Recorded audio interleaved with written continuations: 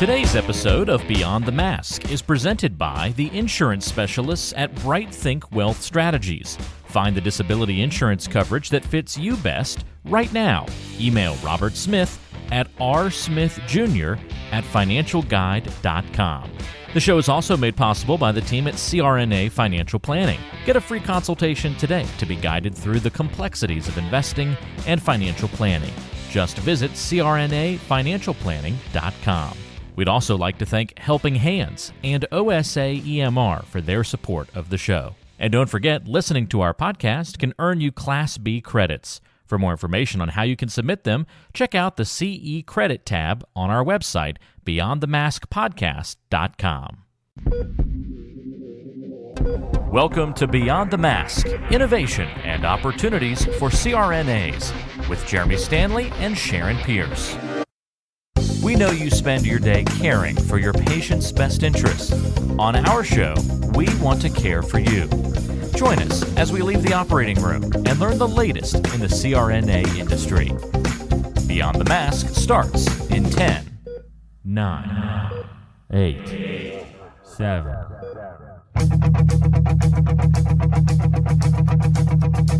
Welcome to Beyond the Mask. I'm Jeremy Stanley, and I've been working with CRNAs for over 23 years, and I'm married to one. And my co-host is Sharon Pierce. Sharon's a practicing CRNA for over 20 years, a past president of the AANA, the NCANA, and she's held many other leadership roles. As usual, our goal with every episode is to educate and enlighten CRNAs, and I think our topic today is definitely going to do that. And Sharon, what time is it? It's time to wake up, Jeremy. I think it is. Hello, Sharon. How are you? I'm wonderful now. You're wobbling. I'm wobbling a little bit, but I'm doing okay. Doing okay. Nothing a little prednisone can't take care of for a few days. Oh, bless your heart. So how long are we post hurting our back?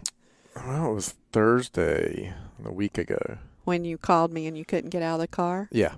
Because you had hurt your back? I had sat in the car. I just sat down, And then the old back said, ouch. I'm not getting back Ouch. up.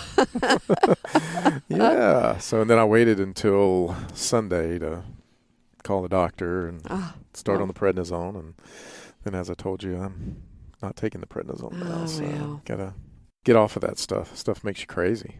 I mean, well, literally. I mean, the night before I slept for about 3 hours, and then one night I slept for 15 minutes. Because I was taking the prednisone at night.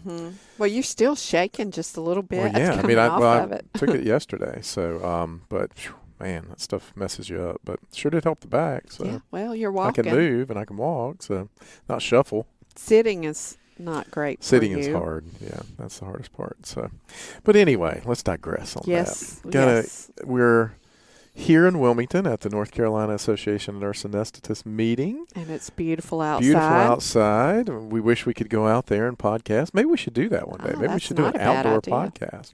I like that. Yeah, or the rooftop. Yeah. At the bar. They have a great rooftop bar. That might be a great podcast, actually. Oh, my goodness. You never know what's going to come out with that one. The last time we had wine in the room with the podcast, you dreamed that you had a third nipple. Yeah. After that podcast. Well, that's because you set me up with a bunch of women. So talking about crazy stuff. I knew you could take all the estrogen. You're the man. You're the man, Jeremy. Well, we've got another wonderful, wonderful person in the room with us today, Mr. Randy Cornelius. Welcome, Randy. Thank you, Jeremy. Thank you, Sharon. Yeah, Randy flew in to be with us today and almost missed his flight, and somehow negotiated your way. You got to love tight connections in the airports. But what amazes me is that you found out that your seatmate had a nerve stimulator. I know, really? Right? Huh. Yeah, when I went to board, I was late getting boarded, and they said, "Oh, excuse, I had a window seat, so I had to slide by two people," and they're like, "Okay," and then I was just patiently waiting, and then the one lady goes, "Well, it takes her a little bit because she has a back stimulator." Oh. And I was like, "Okay," and you could see she was struggling a little bit, so I let her take my time, and then as we were landing with about 18 minutes to make a connection, I was thinking it's probably going to take her a little bit longer to get off the plane, but we're going to be okay. We'll just let her take her time, and all of a sudden they go, "Hey, do you want to slide by first? Because it might take her a little bit." And I was like, "Yes, please." Thank you. That was nice. Well, Randy, you know, we actually did this one time before, so we're actually doing a retape on this one because we had some technical difficulties. So we appreciate you being with us again to do this. Gladly. Last time in Chicago and this time in Wilmington. Yes. So you're a worldly man too, aren't you? I'm getting you're out there. in demand. I think I like North Carolina a little bit better than Chicago. You know, Yeah, well. especially on a day like today, 84 degrees, humidity's low, beautiful. Yeah, when I came in, was talking to the Uber driver, and he's like, "What's the weather like in Iowa?" And I'm like, "We're going to get 26 degrees tonight. Oh wow! We are going to have a hard freeze." Wow. So When does snow start there? we will probably get some snow sometime this month, but it probably won't start accumulating till maybe December. Okay. It's hit or miss if we have a white Christmas. But usually January and February are our worst months for weather. Yeah, and where the girls, Minneapolis, they'll start getting snow at the end of October, and it will accumulate. Yeah. Wow. It will accumulate there. I And love we North go Carolina. up. Yeah, we go up there for Christmas just because it's usually white, and it seems like Christmas if it's Yes. white. So as long as we can get Helen in an airplane seat, we're going up there for Christmas. So anyway. Well, the name of our topic today is Challenge Disaster, O-Rings, Normalization of Deviance, and Production Pressure. And that is a mouthful, Randy, but we're going to explain all that. But for folks that don't know you, which probably isn't a whole lot of people out here, but tell them a little bit more about you. My name's Randy Cornelius. I grew up in a small rural town in Iowa. You know, our claim to fame was we are the town is the oldest town in that county, but we also had a collegiate wrestling champion, heavyweight champion. So that was their claim was that we've got one wrestler that came through. Was it Ric Flair? No, okay. That's North Carolina, isn't it? Well, which the funny thing is Jesse the Body Ventura's grandmother is from a nearby town, and I actually worked with his cousin. When they tell you that, when they say, "Well, that's his cousin," and you look at him, you're like, you can see the resemblance of Jesse the Body Ventura. So, small town in Iowa. Wasn't for sure what I wanted to do when I graduated high school, so I actually joined the military and did active Army for about 7.5 years. Army went through a drawdown, so they're like, all right, you're going to have to get out. So I was like, all right, I transitioned, went back to Iowa, continued to stay in the military, became a combat medic. At the time when I was in the active Army, I was a helicopter mechanic, became a medic because one guy told me, doesn't it make sense to go through nursing school as a medic versus working on helicopters? And I was like, that's a smart man. Wow, yeah. Went through nursing school, finished, and I had gotten introduced. At the time, I didn't even know nurses did anesthesia. Right. You know, I guess I was the fortunate one that I never had to have surgeries, except for dental extractions, thanks to the Army, who says your wisdom teeth have to come out as soon as possible, and they do that under local. Yeah. Lovely. Makes a man out of it. Yeah. Sure did.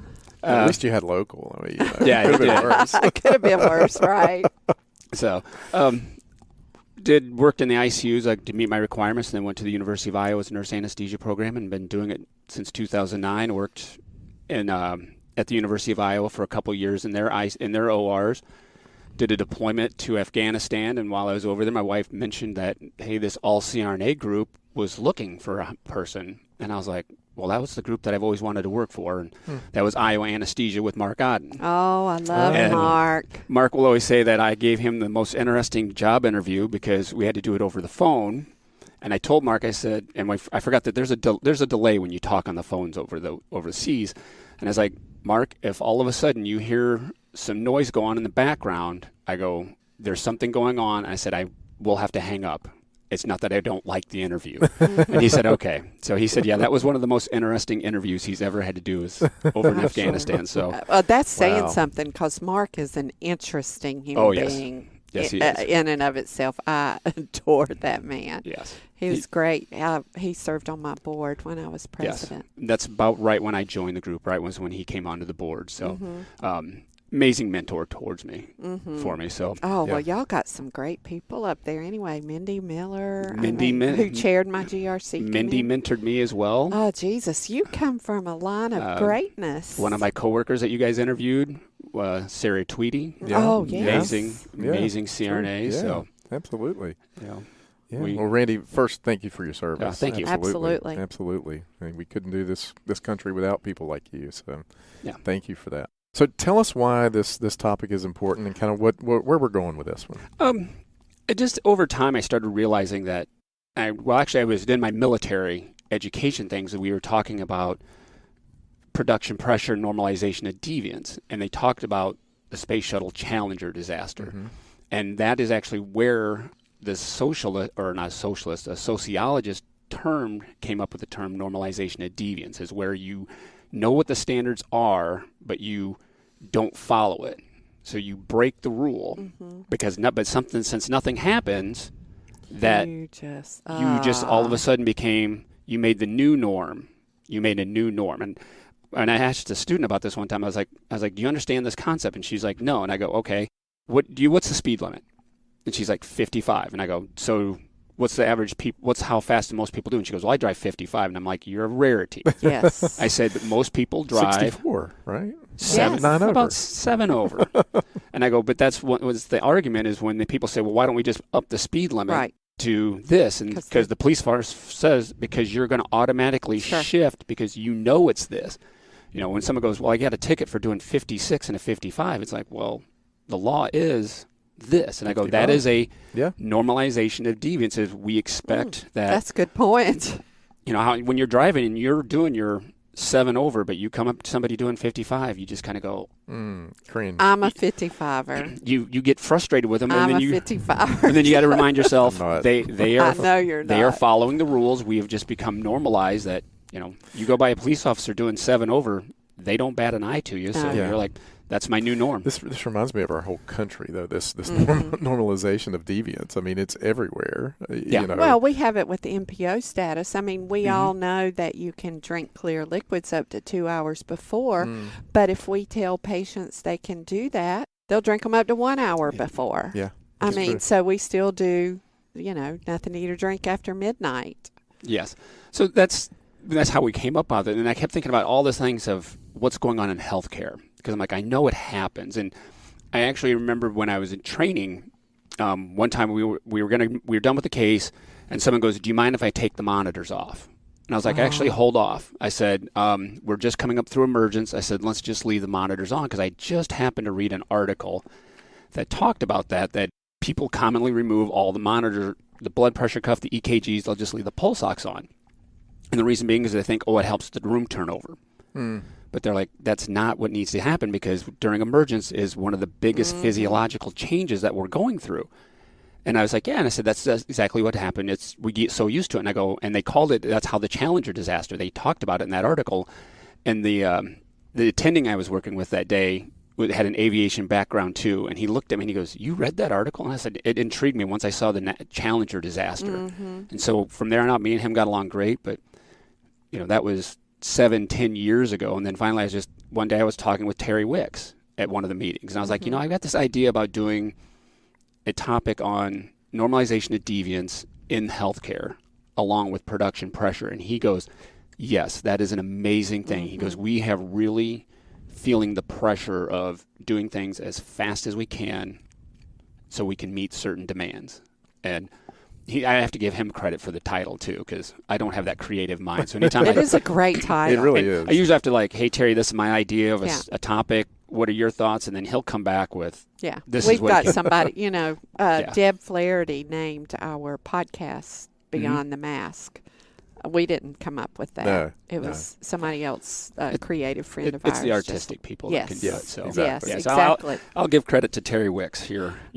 Great Iowan who's also a North Carolinian. Yeah. Yes, he is. Wrestler. Yes, he is. Wrestler, and he is he plays the guitar and he sings. I mean, Terry's got a lot of things. He's got a lot going on. One of my president. One of my mentors for sure. But it was interesting since we had already taped this before, and you had made that same connection talking about the end of the case. One of the hospitals I work in, they just rush in when you're waking the patient up, and they're unhooking you. I hadn't even extubated them and the whole 9 yards, and it's always I'm trying to get them, don't touch them so they don't buck and cough. And finally, after we had this podcast the last time, I said, do y'all rush the cockpit of an airplane whenever it's landing? No. Well, I'm landing this plane. We want to, though. Yeah, we want to. You did today. Especially when you're running late for You did today, for sure. Are there examples of normalization of deviance in healthcare that you specifically want to talk about? The classic one, we talked about the monitors, but some of the other ones it's happening now. And I think you guys even did the podcast on noise levels in the operating room. And, before it was, as soon as that patient came in the room, the music that was playing was shut off. Mm-hmm. And now they don't. Yeah, it's still blaring, and you got to go, hey, can you guys bring the volume down? Or you've been listening to the music during the entire case, and we're starting the wake up. And now I've had to say, hey, can we please bring the noise volume down so we can pay attention in it? And I think even in your guys' one podcast, they said an incident was going on, but nobody could hear the anesthesia provider saying, I need help because this is going on. Our group was actually doing peripheral nerve blocks not being fully monitored.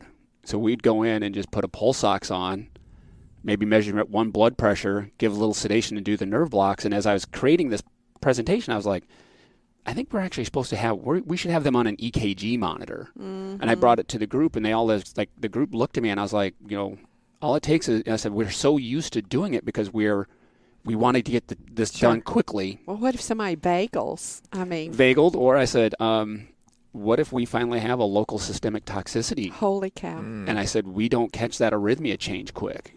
And I said, we don't have anything to stand on. And they were like, okay. They're like, you're right. I didn't get a lot of pushback on it, but we agreed. But we then had to teach our pre-op nurses, hey, we need to have these hooked up on monitors. And they just kind of be like, well, why? So the other one I think is a good one is, we know we're supposed to wash our hands when we go into a patient's room, coming out. A lot of times do it. Another good one they talked about is not going in following the isolation requirements. You got to gown up, everything. It's always... It's just going to be a second. Yeah. Well, I'm not going to touch that part. I'm just going to go in and just look at them and wave and say, introduce myself. So do I really need to put a plastic gown on? So those were some examples of what's come up in normalization of deviance through healthcare. Now, luckily for me, when I did this presentation, I tried to get to the ASA's closed claims because I'm like, there has to be research out there that shows this. Mm-hmm. And they opened that door wide for you. No, they didn't. I don't know if I didn't want to pay the amount for it. So then I was like, all right. So I reached out to the ANA and said, do you have access to the ASA closed claims? And I can't remember who responded. And they're like, well, actually, here's a couple studies. Check these articles out. And then once I got the articles, I was like, oh, it was actually, Jeremy, you're going to appreciate this, funded by the ANA Foundation. Oh. So that's the importance of, I'll make my plug. This is why it's important to donate, not just to your PAC, but to the ANA Foundation. Absolutely. To get this research. And they came up with doing several studies that looked at cosmetics. One was cardiac events, then non-cardiac cases, death that happened, but it was a secondary, and normalization of deviance was always a common theme that just popped up in different ones. A lot of it was not using the correct monitors, not using your Untitled CO2 when you're doing an intubation, everybody gets the same amount of medication for the same case. You don't individualize. And when I was looking this over again, I was like, yep, I know an individual that for every cataract, they get 2 of Versed and 2 of fentanyl. Absolutely. Yeah. I tried that once, and my patient was apneic, and the doctor looked at me and he goes, this is exactly how I want you to do the anesthetic.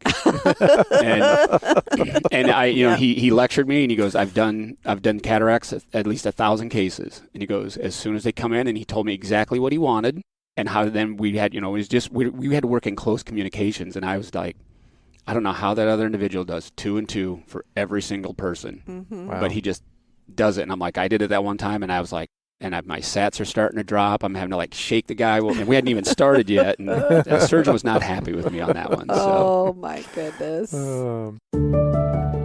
As a CRNA, you spend years preparing yourself for this career, so we don't want to see you lose out on any of the income you've worked so hard to earn. The best way to protect yourself and give you the confidence that a major life event won't disrupt your financial future is through disability insurance. We've known disability income specialist Robert Smith for many years and have seen the work he's done with nearly 2,000 CRNAs over multiple decades. He can help identify any gaps in your existing coverage and fill those gaps by finding the best value on a policy. Contact Robert and let him know you heard about him on our podcast. Send him an email at rsmithjr@financialguide.com. That's rsmithjr@financialguide.com. Or call him at 504-394-6557. Protect your greatest asset as a CRNA, yourself and your ability to earn a living by adding disability insurance to your financial plan. Well, you mentioned the Space Shuttle Challenger. Talk a little bit more about that, because, that was obviously a big normalization of deviance. Yes. Actually, I think I just realized we're pushing 36 years. 36 years. Remember, last year was 35 years of that had happened. And the fact that, there was a teacher of the first time a civilian was going to be on the space flight. Krista McCullough. Yep. Yeah. So the Space Shuttle Challenger actually used booster rockets to help get it up into orbit. That's what they said had failed on that launch was the O-rings, these rubber, I'll call them gaskets, but I'm trying to think for non-mechanical people as well. It seals two metal pieces together so that way the hot gases couldn't escape by. Well, that had failed on launch. But when they went in and did the investigation, they started realizing, they looked back at it, and the rocket scientists had said in investigations afterwards that they're like, we noticed that we were having problems. This wasn't a one-time occurrence. It actually had happened on 7 out of 9 previous launches where they were noticing damage on these O-rings, but they couldn't really figure it out. And someone's like, well, what's the problem? Well, if you'd known NASA, had that happened during the 60s, during the Gemini program, Mercury, Apollo, if something wasn't right, they would have shut it down. And said, done. But because their funding went away too. Because of other reasons, they said, no, we've got to keep doing this. We've got to keep launching them.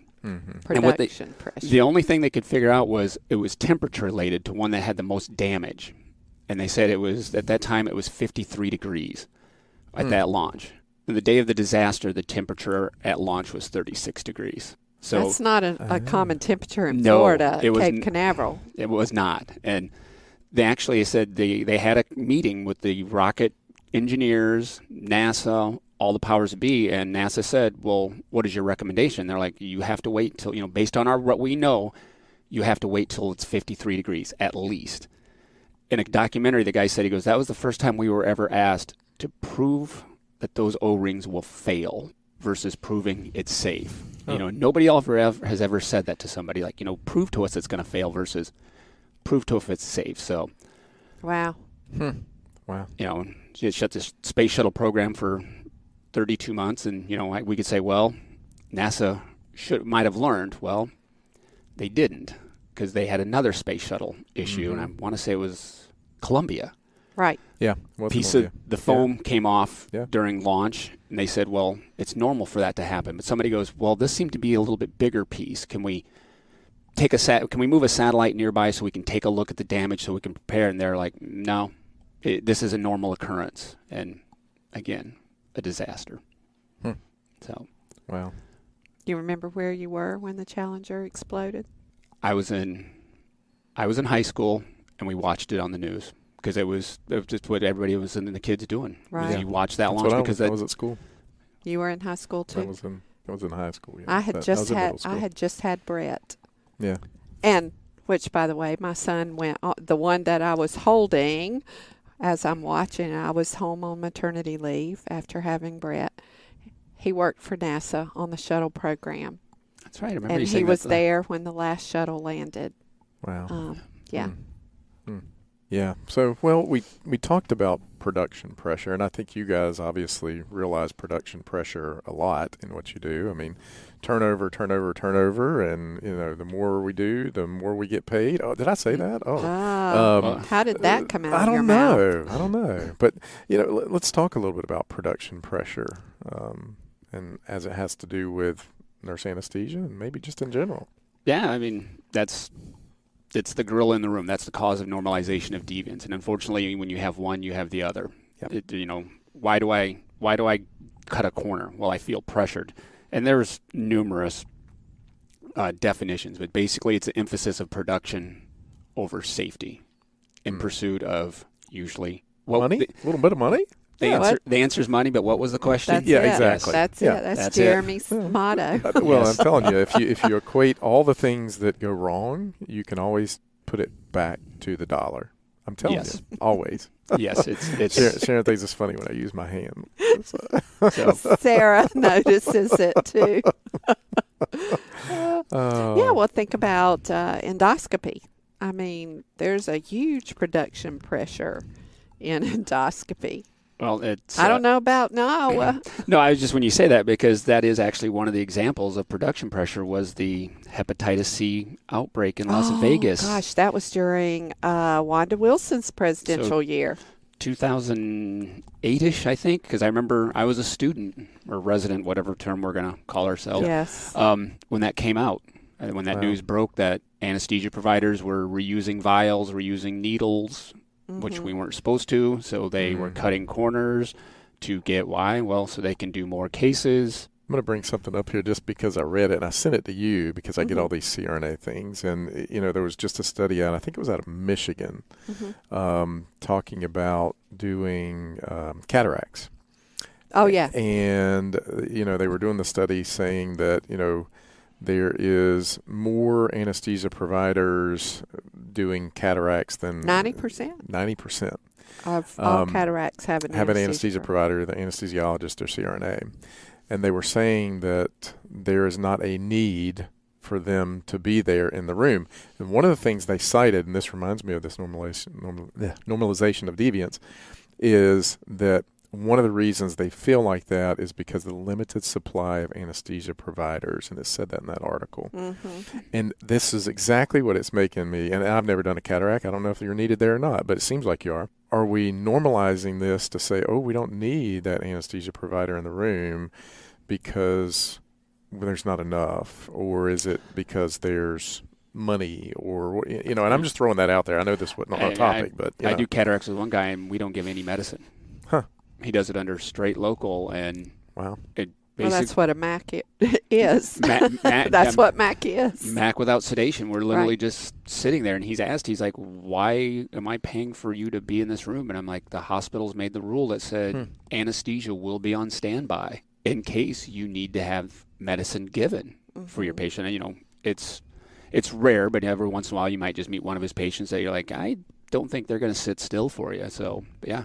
Other than that, I'm like, if you're doing it under straight local, somebody else could sit there and chart, but I'm like, somebody's getting reimbursed for us to sit there. But well, that might change. So let's talk about ways to prevent normalization of deviance. Well, one is we have to remember that it's always going to happen. Yeah. It's human nature, to push the envelope all the time. It's just like, I've been intentionally losing some weight so I could get into. I've got Linda Williams' suit on today that she gave me. She was president of AANA in 98 to 99, but to keep from looking like a stuffed sausage in it, I had to lose some weight.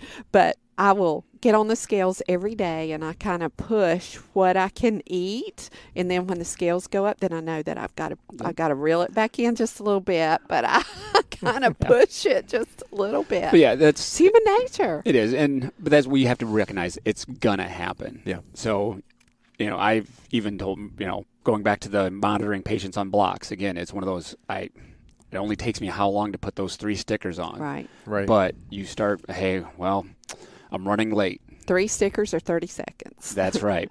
And so you got to remind yourself, I got to take a step back. And even doing the presentation, I realized I was putting production pressure on the pre-op nurses because I was feeling pressure to get the block done.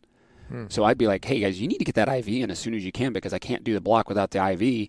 And they're, they still got to do their pre-op. And I was like, well, just because I'm feeling pressure from a surgeon doesn't mean I have to let that go down to the pre-op nurses. Randy, you are just such a self-aware man. So, I'm in a room with 2 of them. I didn't even think that existed. It took creating a presentation to make me realize that you were part of the problem. I should not create production pressure on somebody else who will then create. Actually, that is very self-aware. And who's going to then do what? Do need normalization of deviance? They might not do their full checklist. Yeah. So, there's reasons why we have things in place. So Well, coming from, you were a helicopter mechanic too, so yeah. you're very familiar with those checklists, I'm sure. Yes. Yeah. They always told us, if you're working on that aircraft, that book better be open into the page that you're doing something on. You'd be like, do I really need? Check it off. So Check it off. You just always, sometimes you had the book there, and taking things apart's a lot easier than having to put it together, but you still had to have a book there. Yeah. So, but that one, it says to resist the urge to be unreasonably optimistic. And what they're talking about is, don't sit just because you know that we've gone down the path so much for normalization of deviance, don't go, is it going to be too much of the effort to fix it? And they said it might just be a hard process because you're like, well, nothing's happened, the consequences, But then they made the example is most people have never had a house fire, but everybody still keeps homeowners insurance. Yeah, that's true. Today's show is brought to you by the folks at CRNA Financial Planning, an independent consulting firm that offers financial planning services exclusively to CRNAs and their families. From planning for a child's future college expenses to building a predictable income stream in retirement, the firm is committed to offering you comprehensive financial services, customized to fit your unique needs and objectives. If you have questions about your financial future, get them answered. Call the team at 855-304-3748. That's 855-304-3748. Or go online to crnafinancialplanning.com. You know, we've all had times when we're working in endoscopy clinics and you kind of raise a red flag. Oh, I'm not too sure if we need to do this patient here. And the doctor will say, oh, but we've done patients like this and it's going to be okay. And I'll say, you know, I am standing in between you and the 1% of when it could go bad. Yeah. So, but it's just such a huge normalization of deviance. Yes, we do patients with COPD every single day, but there's just something that don't feel right today about this one. That freestanding clinic that's supposed to say we only do ASA 2s and 1s. Yeah, right. They get that ASA 3. Yeah. Nothing happened. Well, remember that one day we did that one person, or, BMI cutoff of this. Well, then it turns into, cut off with this. This. And, I think we're having discussions in some of our critical access hospitals is what's the OB BMI cutoff? Oh, geez. And, Can you do that? Yeah, actually we can.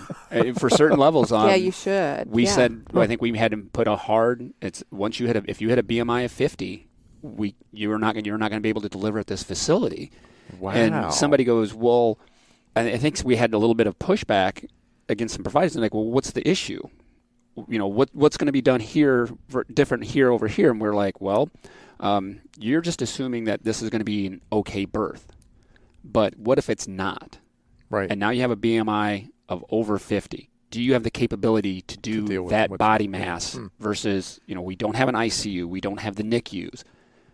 They need to deliver at that hospital that has the resources in case something happens. And they were like, oh, and, that made me think of, at one of the facilities we do VBACs. And one day they had a patient in we had a VBAC in, it was on the weekend, and we just had to do an EGD quick. So they did an EGD quick, and another person caught it, and he's like, there's supposed to be no surgeries that go on when this patient's qualified under VBAC, meaning admitted. And they were like, well, the other providers did it for us all the time. And our group had to have a discussion. We're like, just because nothing's happened yet doesn't mean it can't. And when the word was, you can't write a check big enough for that bad outcome to happen, because the policy says when a mom who's VBACing is in labor, if you're going to do another surgery, you have to bring a whole nother surgical crew in. You cannot rely on the call team. And they were like, oh, okay, we will adjust accordingly, because they'd gotten nothing had happened yet. So those are the key words. Yet. Yeah. Other ways is it's a difficult conversation to have, that normalization of deviance. You're just going to have it. Well, isn't that basically what happened to that nurse in Tennessee who was criminally charged? It was a normalization of deviance. They had problems with their Pyxis system or whatever, and they knew that they constantly had to override it. It had become normalized, and then she overrode the system. and took out vecuronium. Vecuronium versus Versed. Yeah. And actually, one of the articles they said was that, interesting, they said nurses a lot of times will find a workaround for computer glitches. And I know you said it will either, if there's a wall, we'll go around it, over to this. Or under it. We will find the workaround versus reporting it. And I'm assuming maybe they did report it that says, hey, this needs to be fixed, and it wasn't. But when you need something in a hurry, you need it, so you figure out a way. So that's it. And whenever you have errors, we've talked about this, the Swiss cheese model. It's never just one thing goes wrong. No, it's never one thing. It's multiple lapses. In my presentation, when we talk about it, major accidents require 4 things. It takes multiple people. It's not just one person. Like we talk about like how could one person leave a sponge in a surgery. Well, it's not just one person who left it. It was multiple people not paying attention to the safety guards. You have to do multiple innocuous events, accidents, just to let this slide. You got to breach the organization's safe mechanisms, and then harm has to happen. And the Swiss cheese model you're talking about was actually created by a guy named James Reeson, who is the father of modern safety. And he basically said, he goes, you have these defenses, organizational influences, and unsafe supervision, which is also our controls, preconditions for unsafe acts, which is our work processes, and unsafe acts themselves, people. So those safeguards usually line up and prevent things. But when you look at Swiss cheese, there's always holes there.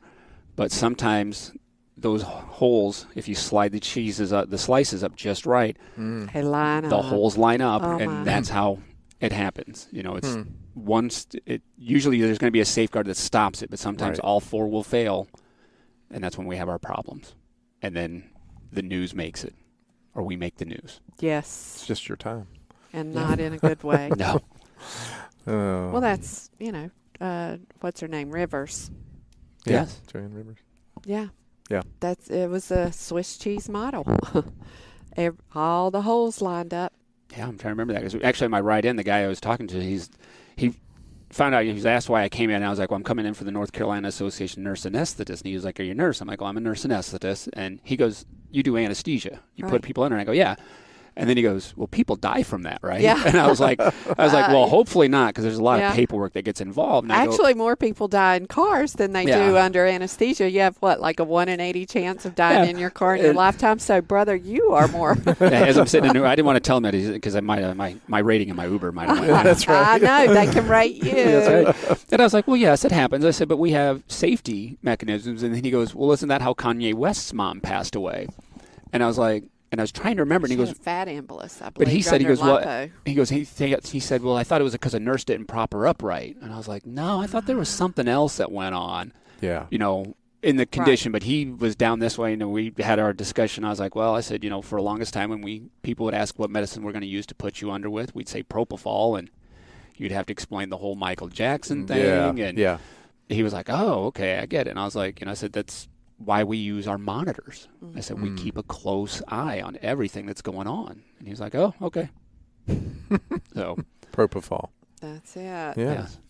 I had some propofol not too long ago. Yes, you did with your good colonoscopy. Sleep. Yeah, some good sleep. I didn't get any propofol. I got Versed and Demerol for my colonoscopy. I got done, and next thing I know, I woke up and then went for breakfast, and my wife, I was talking about something. My wife goes, we've had this conversation already today. And I was like, oh, no. really? I was like, no, when I woke up, everything was done. And she was like, no, you were talking to me when you came back. And I don't remember. Isn't that the oddest feeling? Yeah, but luckily I didn't have a hangover effect. I was bright-eyed, bushy-tailed, but she still would not let me drive. Oh. She's like, you've been under an anesthetic. It's 24, smart lady. 24 hours. She's a circulator nurse, so she knows the rules. Gotcha. Smart woman. Yeah, my CRNA wife didn't let me drive either, so but I was ready to eat. I will say. Yes. I've always said I'm going to give up giving anesthesia, and I'm going to put a hot dog kiosk in every endoscopy clinic parking lot. You'll pay $20 for a hot dog. I would. I always joke that I'll give somebody a Snickers out in the parking lot if I don't want to do their case. That's right. Well, Randy, you hadn't heard this, so we go in, and Sarah knows we handpicked who I wanted the CRNA to be, and she knows the folks in there, so she's like, we're going to buy them lunch today. And I was like, oh, okay, that's cool. Let's buy them lunch. They'll be real nice to me. And so she's like, well, what do y'all want? And they wanted Chick-fil-A. So she ordered this big tray of Chick-fil-A stuff, and it all comes in. And you know how Chick-fil-A smells. Well, I'm laying in there and haven't eaten, for a whole day before, 7 o'clock the night before. Actually, I was with you in Raleigh when we did a podcast. And so I ate, I drove home, didn't eat anything the next day, hadn't ate that day, and I didn't go in there till 11:30. And all I can smell is Chick-fil-A. And I'm like, Sarah, this is wrong. This is horrible. And they're out there eating. And I'm like, oh my gosh, this just, ugh. And you were like, can you just get to me? You were giving the production pressure to him. Just get to me. I was like, come on, David, put me to sleep, get me out of here. I'm going Chick-fil-A. No, you know where I went? I went to Cracker Barrel. Did you? I was like, and I want some biscuits. I want chicken and biscuits and all the stuff you're not supposed to have. Oh. But anyway, well, Randy, thank you for being here. As we wrap up, anything you want to conclude on? I think we just have to pay attention that normalization of deviance is going to occur. Just don't make the shortcuts. Don't put the pressure on other people, because we are going to get it. We feel it from the surgeons. The hospitals do it to the surgeons. The surgeons just bring it on. We got to push our cases through, but we all just sometimes you got to take that step back, take a breath. I used to work with a CRNA a long time ago at Lexington Hospital, if that tells you. That was in the early 90s.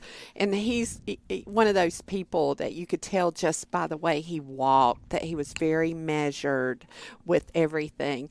And anesthesiologist there was trying to push him to move faster, and that guy would look around and say, "Speed kills." Yep. I mean, he even talks Who was like, that? Who was it? I can see him as, I can't remember his name. He was a ballroom dancer and had blue eyes. But he would just, I know, the things you remember. I know. Speed kills. Yeah. Well, Randy, thank you again. Appreciate thank you you guys being for having here. me on, and glad we could redo this. Absolutely. Well, Sharon, I think it's a wrap. I think so. We want to thank our listeners for listening to Beyond the Mask with Jeremy Stanley and Sharon Pierce. Sharon, if they like our show and want to help us grow, what can they do to help us? Well, the best way to help us grow is to leave us a review, but make it positive. We all know there's enough negativity in this world. Absolutely. 5 stars, please. Yes, we appreciate that. Absolutely. Tell all your friends, share us on social media, because we're in the top 50 medical podcasts in the country, on the way to number 1. We're already the number 1 podcast in the CRNA community, and we want to continue to grow. So if CRNAs out there have great stories like Randy, who always furnishes us with great stories, and other folks, let us know. We'd love to have them on the show. Absolutely. Till next time. It's a wrap.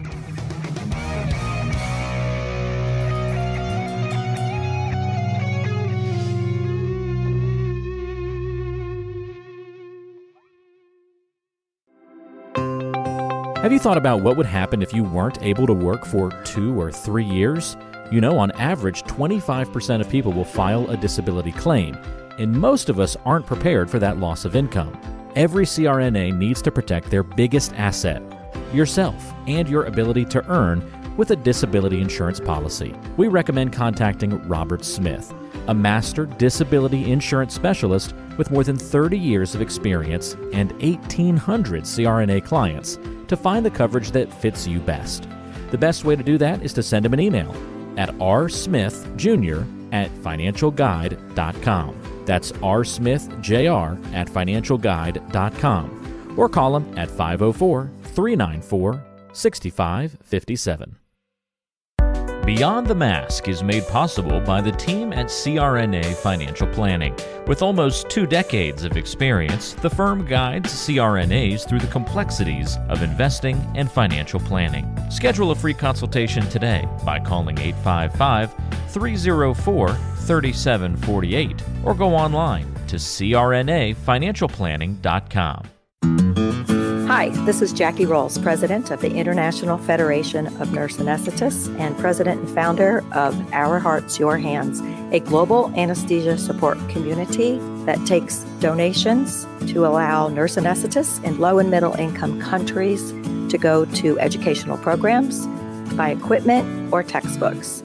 Your donations are tax deductible, and we would appreciate your support. OSA EMR is a free anesthesia EMR developed by CRNAs that you can download and use on an iPad. Our nonprofit mission is to make sure that solo and small practice CRNAs can digitally record their anesthetics. To learn more, visit osaemr.com to download and consider donating to our cause. Remember, for CRNAs, data is destiny. Be sure to subscribe to the show on Apple Podcasts, Google Podcasts, Spotify, Stitcher, and anywhere you like to listen to shows. Also be sure to check out BeyondTheMaskPodcast.com. Each episode is posted there with a corresponding blog post, and we timestamp important parts of the episode to help you quickly get to the content you're looking for. Also check out the special series section on the site. You can follow along and catch up on the CRNA History Series, episodes specifically about political conversations in the industry, or try the CRNA Personal Finance Series.